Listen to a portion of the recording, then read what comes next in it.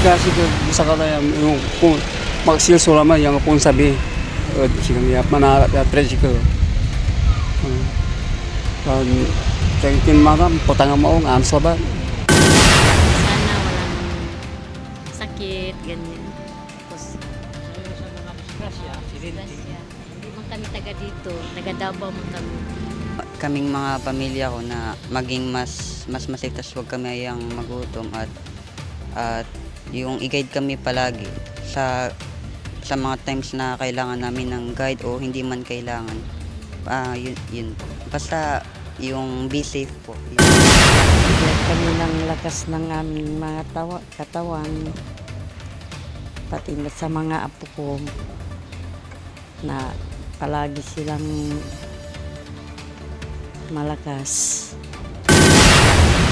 Panalangin ko po para sa Panginoon ni Jesucristo na sa simbahan na sa Christian Catholic. Kaso wala akong kasama at mamatay ng asawa ko. Kasi dati kada Paris magsisimba ako. Siyempre wag kong kakalimutan ng kapangyarihan ng Panginoon. Kasi Panginoon ng Jesucristo pinapasok tayo sa buong mundo. Maayos naman yung sa issue sa yung kay Duterte para hindi na 'di ba umano yung mga tao kasi baka magkaroon pa ng gulo po.